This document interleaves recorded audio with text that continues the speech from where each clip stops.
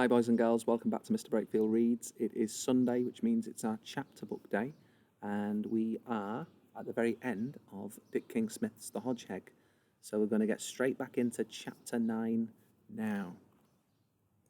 So just a real quick reminder that last time Max and the whole family and Uncle B were ready to set out and prove once and for all that it was possible to cross the road safely. Max had discovered a very magical female with a magical wand who stood in front of the traffic, and they stopped miraculously. Now, I think you and I both know that that was not a magician, but Max didn't. Anyway, they're out today to find out if they can see her again, and hopefully that they can cross the road if she will stop the traffic for them. Very early the following morning, 7 spiny shapes emerged from under the front gates of number 5A and 5B. They set off up the road, passing garden after garden, from many of which, like 9B, a hedgehog had set out on a journey to the park, never to return. If only they could succeed today. Henceforth the streets would be forever safe for all hedgehogkind. They passed the factory and the automatic crossing with its little red and green men, and came at last to the spot where Max had seen the great female with her magic wand.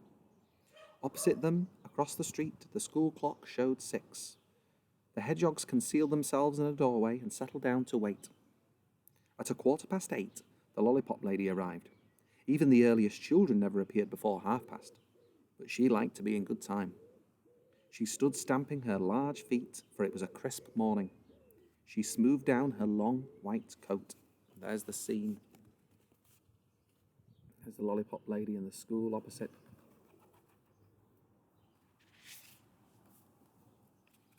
She settled her black cap firmly, then grasping her staff of office, its circular disc bearing the words "Caution, Children Crossing," she stood at attention at the curbside, ready for the first comers, while the early rush hour traffic roared past.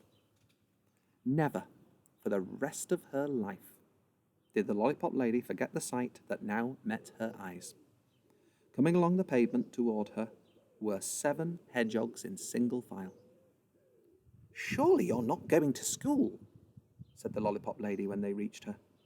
The noise she made meant nothing to Max, but he advanced to the edge of the curb, his nose pointing eagerly across the street, the others lined up behind him. There she is, absolutely stunned by what she is seeing, no doubt. She'd be expecting to see children, not hedgehogs. "We wish to go to the park," he said. "Kindly stop the traffic." The noise he made meant nothing to the lollipop lady, but his intention was as clear as the day. Raising her magic wand on high, the great female strode into the middle of the street, and at the sight of her, the traffic meekly halted. Then, before the astonished eyes of those fortunate enough to witness the historic occasion, there walked across the street a slow, solemn, dignified procession of hedgehogs. At the rear was Uncle B, shepherding before him Peony, Pansy, and Petunia. In front of them was Ma. In front of her was Pa.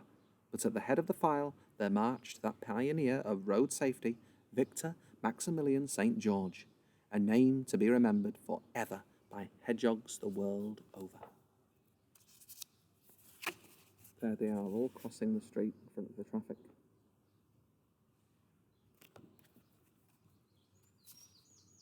"Tell us the story of the first crossing, Mummy," little hedgehogs would plead at bedtime, and then they would listen, enthralled, to the tale of Max, the hedgehog who became a Hodgeheg, who became a hero.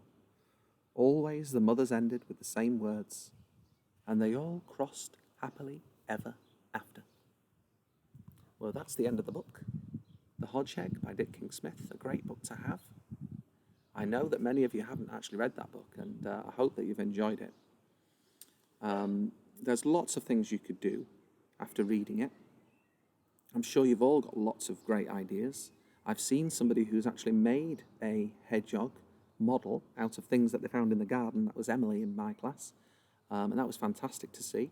It's a really good idea. Any kind of model making with hedgehog to make a hedgehog would be absolutely brilliant. You could do some writing about the hedgehog, maybe. You could do a description of the hedgehog, but you could also, actually, and in this one, you could find out some information and maybe make a fact file about hedgehogs, and maybe even find out about other nocturnal animals.